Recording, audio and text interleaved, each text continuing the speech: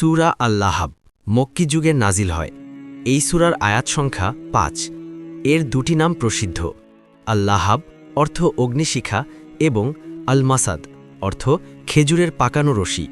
এই সূরায় আবু লাহাবের চূড়ান্ত ধ্বংসের কথা বলা হয়েছে বলে এর নাম সূরা আল-লাহাব। ইসলামের শুরুর দিকে রাসূলুল্লাহ সাল্লাল্লাহু আলাইহি ওয়াসাল্লাম শুধু নিকটাত্মীয়দের কাছে গোপনে দাওয়াত দিতেন।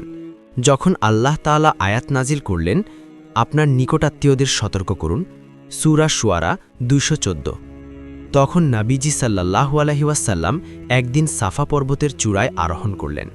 তিনি আরবের রীতি অনুযায়ী উচ্চস্বরে ডাক দিলেন, ইয়া সাবাহা, অর্থ হে সকালের বিপদ। তৎকালীন আরবে এটি ছিল কোনো বড় বিপদ বা শত্রুর আক্রমণের সংকেত। এই ডাক শুনে কুরাইশ বংশের সমস্ত শাখা ও গোত্র সেখানে জমায়েত হল।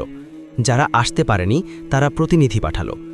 রাসূলুল্লাহ সাল্লাল্লাহু আলাইহি ওয়াসাল্লাম তাদের জিজ্ঞেস করলেন, হে কুরাইশগণ, আমি যদি তোমাদের বলি যে এই পাহাড়ের অপর প্রান্তে এক বিশাল শত্রুবাহিনী তোমাদের ওপর আক্রমণ করার জন্য অপেক্ষা করছে, তবে তোমরা কি আমাকে বিশ্বাস করবে? সকলে সমস্বরে বলে উঠল, অবশ্যই, কারণ আমরা আপনাকে আজ পর্যন্ত কোনোদিন মিথ্যা কথা বলতে শুনিনি। আপনি আল আমিন, বিশ্বস্ত। তখন নবীজি সাল্লাল্লাহু আলাইহি ওয়াসাল্লাম তার আসল ঘোষণাটি দিলেন। তিনি বললেন, তবে শোনো, আমি তোমাদেরকে এক ভয়াবহ আযাব সম্পর্কে সতর্ক করছি।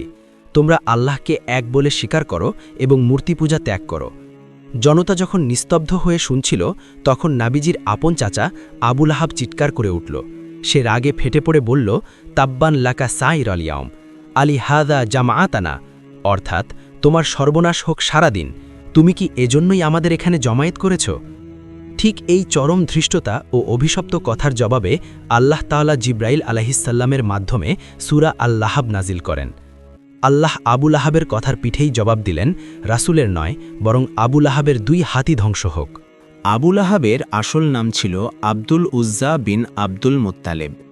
সে ছিল রাসূলুল্লাহ সাল্লাল্লাহু আলাইহি ওয়াসাল্লামের আপন চাচা। তাকে আবু লাহাব বা অগ্নিশিখার পিতা বলা হতো, কারণ তার গায়ের রং ছিল উজ্জ্বল লালচে এবং সে দেখতে অত্যন্ত সুশ্রী ও তেজোদ্দীপ্ত ছিল। সুশ্রী চেহারার অধিকারী হলেও তার অন্তর ছিল কুফর ও অহংকারে কালো। সে ছিল কুরাইশদের অন্যতম ধনী এবং প্রভাবশালী নেতা, কিন্তু ইসলামের ইতিহাসে সে পরিচিত হয়ে আছে রাসূল সাল্লাল্লাহু আলাইহি ওয়াসাল্লামের সবচেয়ে বড় হেয় প্রতিপন্নকারী হিসেবে। আবু লাহাব শুধু সাফা পর্বতেই নবীজিকে গালি দিয়ে ক্ষান্ত হয়নি, সে ছায়ার মতো নবীজিকে অনুসরণ করত ইসলাম প্রচার বাধাগ্রস্ত করতে। নবীজি সাল্লাল্লাহু আলাইহি ওয়াসাল্লাম যখন জুল মাজাজ বাজারে গিয়ে মানুষের কাছে ইসলামের দাওয়াত দিতেন, তখন আবু লাহাব তার পেছনে পেছনে হাঁটত এবং নবীজি কথা শেষ করার আগেই চিৎকার করে বলত, হে লোক সকল, এই ছেলেটি নাউজুবিল্লাহ পাগল হয়ে গেছে, সে তার পৈতৃক ধর্ম ত্যাগ করেছে, তোমরা এর কথা শুনো না। কখনো কখনো সে পাথর ছুঁড়ে নবীজির পা রক্তাক্ত করে দিত। রাসূলুল্লাহ সাল্লাল্লাহু আলাইহি ওয়াসাল্লামের ২ মেয়ে রুকাইয়া রাদিয়াল্লাহু আনহা এবং উম্মে কুলসুম রাদিয়াল্লাহু আনহা এর বিয়ে হয়েছিল আবু লাহাবের ২ ছেলে উতওয়া ও উতাইবার সাথে। সূরা লাহাব নাজিল হওয়ার পর রাগে আবু লাহাব তার ছেলেদের নির্দেশ দেয় তাদের তালাক দেবার জন্য। সূরা লাহাবের শেষ ২ আয়াতে আবু লাহাবের স্ত্রীর কথা বলা হয়েছে। তার নাম ছিল আরওয়াহ বিনতে হারব, কিন্তু সে উম্মে জামিল নামে পরিচিত ছিল। সে ছিল আবু সুফিয়ানের বোন। সে তার স্বামীর চেয়েও বেশি ঘৃণা করত নবীজিকে। সে জঙ্গল থেকে কাঁটাযুক্ত ডালপালা কুড়িয়ে এনে রাতের অন্ধকারে নবীজি সাল্লাল্লাহু আলাইহি ওয়াসাল্লামের যাতায়াতের পথে বিছিয়ে রাখত, যাতে ভোরে নামাজে যাওয়ার সময় নবীজির পায়ে কাঁটা বিধে। সে নবীজির নামে কুৎসা রুটিয়ে বেড়াত, তাকে মুজাম্মাম বা নিন্দিত বলে ডাকত। সূরা লাহাব নাজিল হওয়ার পর সে একটি বিশাল পাথর হাতে নিয়ে কাবা চত্বরে নবীজিকে মারার জন্য খুঁজতে যায়, কিন্তু আল্লাহ নবীজিকে তার দৃষ্টি থেকে আড়াল করে দেন। আবু লাহাবের ২ হাত ধ্বংস হোক এবং সে নিজেও ধ্বংস হোক।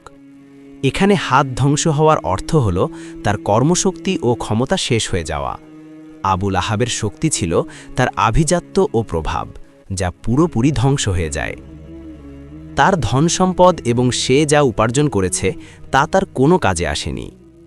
আবু লাহাব গর্ব করে বলত, মুহাম্মদ যা বলে তা সত্য হলেও আমি আমার অঢেল সম্পদ দিয়ে কিয়ামতের দিন শাস্তি থেকে মুক্তি কিনে নেব। আল্লাহ জানিয়ে দিলেন তার সম্পদ তাকে রক্ষা করতে পারবে না। সত্তরই সে দহন করবে লেলিহান অগ্নিতে। এখানে এক চমৎকার ভাষালঙ্কার ব্যবহার করা হয়েছে। আবুল আহাব মানে আগুনের শিখার অধিপতি। আল্লাহ বললেন সে আগুনের শিখা নাম ধারণ করেছে, এখন সেই আগুনের শিখাতেই সে জ্বলবে, এবং তার স্ত্রীও যে ইন্ধন বহনকারিণী, তার গলায় খেজুরের পাকানো রশি।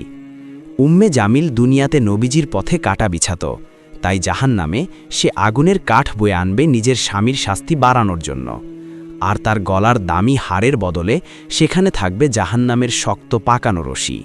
এই সূরাটি ইসলামের সত্যতার এক অকাট্য দলিল। সূরাটি নাজিল হয়েছিল আবুল আহাবের মৃত্যুর প্রায় 10 বছর আগে।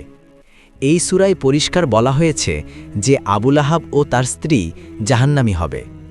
এর মানে হল তারা কখনোই ঈমান আনবে না। আবুল আহাবের কাছে সুযোগ ছিল কুরআনকে মিথ্যা প্রমাণ করার। সে যদি শুধু লোক দেখানো একবার কালিমা পাঠ করত, তবে সে বলতে পারত, দেখো কুরআন বলেছে আমি ঈমান আনব না, কিন্তু আমি তো মুসলমান হয়ে গেলাম, সুতরাং কুরআন মিথ্যা।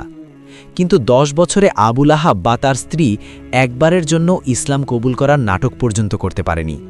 তাদের অন্তর এমনভাবে মোহর মেরে দেওয়া হয়েছিল যে কুরআনের ভবিষ্যৎবাণী অক্ষরে অক্ষরে ফলে গিয়েছিল। বদর যুদ্ধের কয়েকদিন পর আবুল আহাব এক ভয়াবহ চর্মরোগ বা প্লেগ সদৃশ আদাসা আক্রান্ত হয়। আরবরা এই রোগকে খুব ভয় পেত। তার শরীর পচে দুর্গন্ধ বের হতে লাগল। তার নিজের স্ত্রী ও সন্তানরা তাকে ছেড়ে চলে গেল। সে অবর্ণনীয় কষ্টে ধুকে ধুকে মারা গেল। মৃত্যুর 3 দিন পর্যন্ত তার লাশ ঘরে পড়েছিল, কেউ কাছে আসেনি।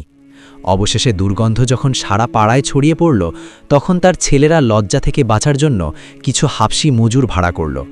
তারা গর্ত খুঁড়ে লাঠি দিয়ে ঠেলে তার দেহ সেই গর্তে নিক্ষেপ করল এবং দূর থেকে পাথর ছুঁড়ে গর্তটি ভরাট করে দিল।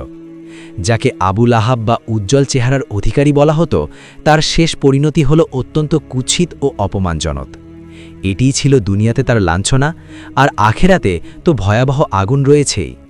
আবুল আহাব নবীজির আপন চাচা হয়েও ধ্বংস হয়ে গেল, অথচ সুদূর পারস্যের সালমান ফার্সি বা হাবশার বেলাল রাজিয়াল্লাহু জান্নাতের সুসংবাদ পেলেন। ইসলামে বংশ নয়, ঈমানই মূল। সম্পদ ও ক্ষমতার দাপট আল্লাহর আযাবের সামনে তুচ্ছ। উম্মে জামিল তার স্বামীকে পাপ কাজে উৎসাহ দিত, এটি পরিবার ধ্বংসের মূল কারণ। নবীজি দিনের পর দিন এই দম্পতির অত্যাচার সহ্য করেছেন, কিন্তু নিজের আদর্শ থেকে বিচ্যুত হননি। শেষ পর্যন্ত বিজয় ইসলামেরই হয়েছে। সূরা লাহাব কেবল একজন ব্যক্তির ধ্বংসের কাহিনী নয়, বরং এটি কিয়ামত পর্যন্ত আসা সমস্ত উদ্ধত ও ইসলাম বিরোধীদের জন্য একটি সতর্কবার্তা।